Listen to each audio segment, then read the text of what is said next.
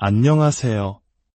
역사의 지혜와 신앙의 깊이를 탐구하는 시간입니다.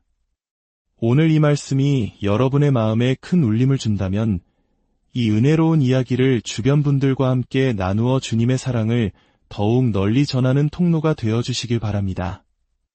여러분의 나눔이 누군가에게는 새로운 희망의 빛이 될 수 있습니다.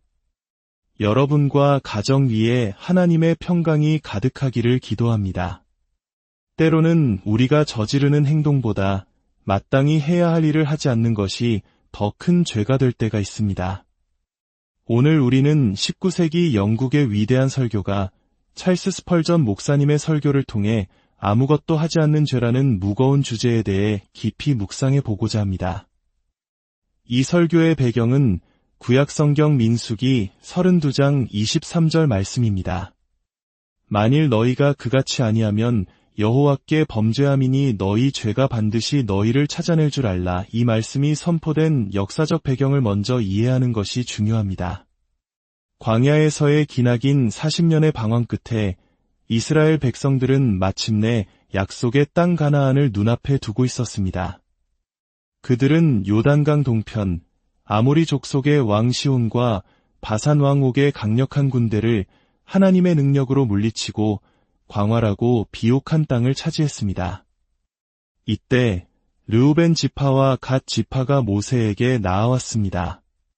그들은 수많은 가축대를 소유하고 있었기에 막 정복한 요단 동편의 푸른 초원과 풍부한 목초지가 자신들에게는 더할 나위 없이 좋은 땅이라고 생각했습니다. 그들은 모세에게 간청했습니다. 이 땅은 가축을 키우기에 정말 완벽한 곳입니다.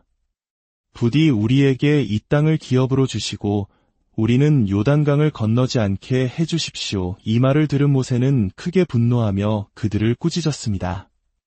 당신들의 형제들은 지금 목숨을 걸고 요단강을 건너가 남은 적들과 싸우려 하는데 당신들은 이곳에 편안히 앉아 있겠다는 말이요?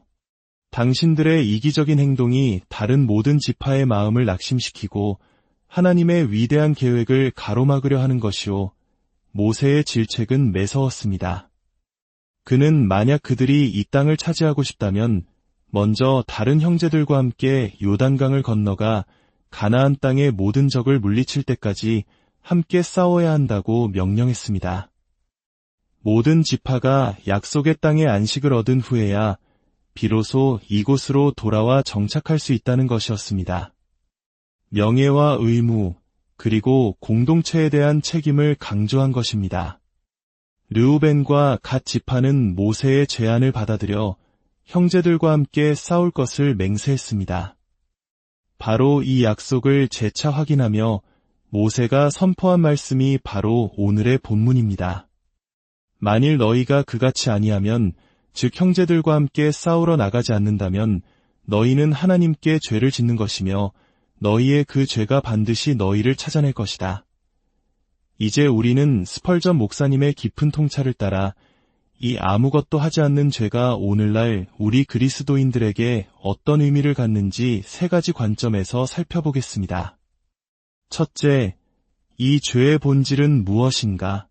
많은 사람들이 죄라고 하면 살인, 도둑질, 거짓말과 같은 적극적인 악행을 떠올립니다. 하지만 오늘 말씀이 경고하는 죄는 무엇을 한 죄가 아니라 마땅히 해야 할 것을 하지 않은 죄, 즉 태만의 죄입니다. 이것은 이방인이나 불신자의 죄가 아닙니다. 하나님의 택함받은 백성, 오늘날로 말하면 예수 그리스도를 주로 고백하고 구원의 은혜를 입은 우리 그리스도인들을 향한 경고입니다. 이 죄의 뿌리에는 나태와 자기만족이 있습니다. 르우벤과 갓 지파처럼 많은 그리스도인들이 이렇게 생각합니다. 나는 구원받았다. 나는 예수님의 보혈로 시듬받았다. 나는 이제 안전하다. 그리고는 영적인 안락함에 주저앉아 버립니다. 마치 많은 재물을 쌓아두고 내 영혼아, 여러 해 쓸 물건을 많이 쌓아두었으니 평안히 쉬고 먹고 마시고 즐거워하자라고 말했던 어리석은 부자처럼 말입니다. 그들은 주일이면 영혼의 양식을 채워준다는 설교를 찾아다니고 은혜로운 집회와 성경 공부에 참석하며 영적인 만족감을 느끼는 데에만 집중합니다. 하지만 영혼을 먹는 것 외에 다른 할 일이 있다는 사실은 잊어버립니다. 바로 문 밖에서 수많은 영혼들이 죄 가운데 죽어가고 있으며 이 시대는 점점 더 악해지고 있는데도 그들은 오직 자신들의 영적 배부름에만 관심을 둡니다. 그들은 영적 전쟁을 위한 갑옷을 입지 않고 성령의 검을 쥐지 않으며 악을 향해 돌팔매질 한번 하지 않습니다. 자신이 구원받았다는 사실에 안주하여 하나님의 나라와 의를 위해 아무것도 하지 않는 것. 이것이 바로 하나님께서 가증히 여기시는 영적 나태함의 죄입니다. 이 죄는 또한 끔찍한 이기심과 무관심에서 비롯됩니다. 나만 구원받으면 그만이지, 다른 사람들은 알아서 하겠지. 하나님이 다 알아서 하실 거야. 혹시 우리 마음속에 이런 생각이 자리 잡고 있지는 않습니까? 이는 인류 최초의 살인자 가인이 내가 내 아우를 지키는 자니이까 라고 항변했던 것과 같은 목소리입니다. 기억하십시오. 우리는 형제를 지키는 자가 되거나 아니면 형제를 죽이는 자가 될 뿐입니다. 적극적인 행동 없이도 우리의 무관심과 방관만으로도 영혼을 죽일 수 있습니다. 굶주린 자에게 빵을 나누어 주지 않는 것이 그를 굶어 죽게 하는 것과 같이 생명의 빵이신 예수 그리스도를 전하지 않는 것은 멸망해가는 영혼들을 외면하는 것과 같습니다. 셋째로, 이것은 배은망덕의 죄입니다. 오늘날 우리가 누리는 이 신앙의 자유는 결코 거저 주어진 것이 아닙니다. 머나먼 이국 땅에서 자신의 모든 것을 버리고 복음 하나만을 들고 온 선교사님들의 헌신과 일제강점기와 같은 혹독한 시절 속에서 믿음을 지키다 순교하신 우리 신앙의 선배들의 피와 눈물 위에 세워진 것입니다. 우리는 수많은 믿음의 선조들에게 엄청난 빚을 지고 있습니다. 우리는 어머니의 눈물의 기도를 통해 주일학교 선생님의 사랑의 가르침을 통해 혹은 어느 이름 모를 전도자의 간절한 외침을 통해 하나님께로 인도되었습니다. 이 모든 은혜의 빚을 지고서도 아무것도 갚으려 하지 않는다면 얼마나 큰 배은망덕이겠습니까? 우리는 은혜의 빛을 전달하는 통로가 되어야지 모든 것을 가두어 썩게 만드는 고인 물이 되어서는 안 됩니다. 마지막으로 이것은 거짓의 죄입니다. 우리가 세례를 받고 교회의 일원이 된다는 것은 세상에 대하여 죽고 하나님을 위해 살겠다고 그분 앞에서 엄숙히 서약하는 것입니다. 내게 있는 모든 것을 아낌없이 드리네 라고 찬송하며 우리의 삶을 주님께 바치겠다고 고백합니다. 그러나 우리의 삶이 여전히 세상의 것을 쌓고 나 자신의 안위만을 위해 사용된다면 우리의 신앙 고백과 찬양은 하나님을 향한 기만이며 공허한 거짓말이 아니고 무엇이겠습니까? 하나님의 군사로 부름받았으나 전쟁에 참여하지 않는 것은 군인으로서의 정체성을 스스로 부정하는 행위입니다.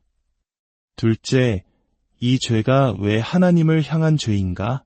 모세는 르우벤과 갓 지파에게 너희가 형제들에게 죄를 짓는 것이다 라고 말하기 전에 너희가 여호와께 범죄하는 것이다 라고 선포했습니다. 우리의 나태와 이기심은 단순히 형제들에게 피해를 주는 것을 넘어 하나님을 직접 거역하는 행위이기 때문입니다. 너희는 가서 모든 민족을 제자로 삼으라는 주님의 지상 대명령은 사도들에게만 주어진 것이 아니라 그분의 피로 구원받은 모든 성도에게 주어진 명령입니다. 이 명령에 순종하지 않는 것은 곧 주님께 대한 불순종입니다. 또한 일하지 않는 자는 교회의 분열을 조장합니다. 교회는 일하는 성도와 일하지 않는 성도로 나뉘어서는 안 됩니다. 모두가 그리스도의 몸을 이루는 지체로서 함께 일하고 함께 싸워야 합니다. 게으른 자의 냉담함은 주변 사람들의 열심까지 식게 만드는 차가운 얼음과 같습니다. 열정적인 소수가 이끌어가는 교회가 아니라 모든 성도가 각자의 자리에서 작은 등불을 밝힐 때 교회는 세상을 비추는 거대한 빛이 될 수 있습니다. 셋째, 그렇다면 그 죄의 결과는 무엇인가? 너희 죄가 반드시 너희를 찾아낼 것이다. 이 말씀은 우리의 죄가 언젠가 반드시 심판받는다는 의미이기도 하지만 그보다 먼저 이 땅에서 우리가 겪게 될 영적인 결과를 의미합니다. 만약 우리가 주님의 일에 동참하지 않는다면 우리의 죄는 우리를 어떻게 찾아낼까요? 먼저는 수치심과 양심의 가책으로 찾아올 것입니다.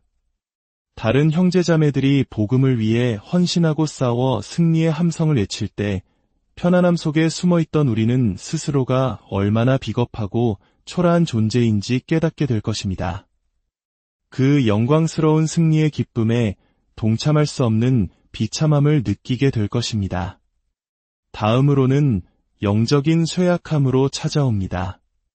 훈련하지 않는 군인이 전쟁터에서 무력하듯 영적 싸움에 참여하지 않는 신앙인은 시험과 유혹 앞에서 쉽게 무너집니다. 우리는 주님의 일을 감당하면서 비로소 인간의 죄성이 얼마나 깊은지, 그럼에도 불구하고 하나님의 은혜가 얼마나 큰지를 체험적으로 배우게 됩니다. 봉사는 우리를 연단하고 우리의 믿음을 더욱 강하고 순수하게 만듭니다. 봉사를 피하는 자는 영적 성장의 기회를 스스로 박탈하는 것입니다. 또한 기쁨의 상실로 찾아옵니다. 아무 일도 하지 않으면 영적인 식욕을 잃게 됩니다. 예배의 감격도 말씀의 달콤함도 느끼지 못하게 됩니다. 땀 흘려 밭을 간 농부만이 추수의 기쁨을 온전히 누릴 수 있듯이 주님을 위해 수고하고 애쓴 자만이 주님이 주시는 참된 안식과 기쁨을 맛볼 수 있습니다. 마지막으로 그 죄는 우리의 가정과 주변 관계 속에서 비극적인 열매로 나타날 수 있습니다. 거리에 잃어버린 영혼들을 위해 기도하지 않았던 우리의 무관심이 정작 내 자녀가 신앙을 잃고 방황하는 모습으로 돌아올 수 있습니다. 내가 섬기는 직장의 동료들을 위해 복음을 전하지 않았던 침묵의 대가가 가장 가까운 관계의 파괴로 나타날 수도 있습니다. 하나님은 말씀하십니다. 내가 나의 자녀들을 돌보지 않았는데 어찌하여 내가 너의 자녀들을 돌보아야 하느냐? 사랑하는 성도 여러분, 오늘 스펄전 목사님의 이 날카로운 외침은 우리 각자의 심장을 향하고 있습니다. 혹시 우리도 모르는 사이에 아무것도 하지 않는 죄라는 안락한 늪에 빠져 있지는 않습니까? 구원의 감격은 가졌지만 사명의 무게는 잊어버린 채 살아가고 있지는 않습니까? 우리의 죄가 우리를 찾아내어 부끄러움과 후회 속에 우리를 가두기 전에 먼저 우리가 그 죄를 찾아내어 하나님 앞에 회개하고 떨쳐버려야 합니다. 주님께서 우리에게 주신 시간, 재능, 물질을 더 이상 땅에 묻어두지 맙시다. 작은 일이라도 좋습니다. 상처받은 이웃의 손을 잡아주고 낙심한 자를 위해 기도하며 내가 아는 진리의 말씀을 나누는 것부터 시작합시다. 우리가 주님의 군사로서 다시 일어설 때 주님은 우리에게 세상이 줄 수 없는 참된 기쁨과 능력, 그리고 영원한 상급을 허락하실 것입니다. 주님, 오늘 이 말씀을 듣는 모든 이들의 마음을 깨워주시옵소서. 잠자던 우리의 영혼을 흔들어 주시고 안일함의 자리에서 일어나 주님의 거룩한 전쟁에 참여하는 용사들이 되게 하여 주시옵소서. 우리의 삶이 더 이상 우리 자신만을 위한 삶이 아니라 하나님의 영광을 위해 드려지는 거룩한 산제물이 되게 하여 주시옵소서. 우리 주 예수 그리스도의 이름으로 기도드립니다.